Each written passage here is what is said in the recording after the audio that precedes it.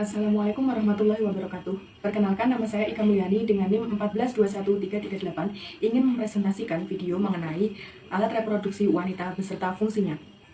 Baik, saya akan langsung menuju pembahasannya. Alat reproduksi wanita terdiri dari dua bagian. Yang pertama yaitu alat reproduksi wanita bagian luar atau sering disebut genitalia eksterna, dan alat reproduksi wanita bagian dalam atau yang sering disebut genitalia interna. Nah, fungsi utama dari kedua bagian alat reproduksi wanita itu adalah untuk menghasilkan sel telur atau ovum dan sebagai tempat berkembangnya janin. Nah, di depan saya ini sudah ada gambar tentang alat reproduksi wanita bagian luar. Untuk bagian-bagiannya yaitu 1. Labia mayora terletak di bagian luar dan berfungsi untuk melindungi organ dalam lainnya.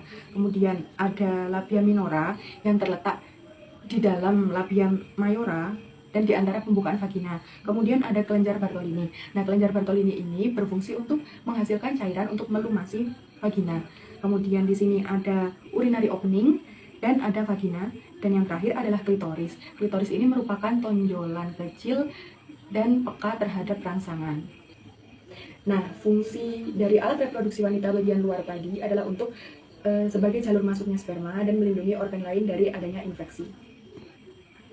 Setelah kita membahas mengenai alat reproduksi wanita bagian luar, kita akan membahas alat reproduksi wanita bagian dalam atau yang sering disebut genitalia interna. Nah, ini adalah gambarnya.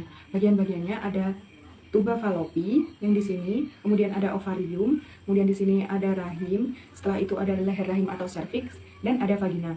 Untuk fungsinya yaitu yang pertama ada tuba fallopi, berfungsi untuk mengangkut sel telur dari ovarium menuju rahim. Kemudian ada rahim yang berfungsi sebagai penyokong embrio ketika masa awal kehamilan.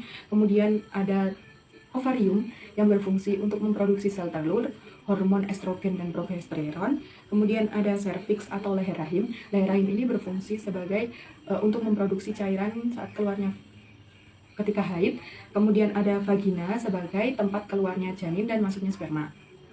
Nah, setelah tadi kita membahas mengenai alat reproduksi wanita bagian luar dan bagian dalam, sekarang kita akan membahas mengenai perubahan fisiologis yang terjadi pada alat reproduksi wanita ketika mengalami kehamilan.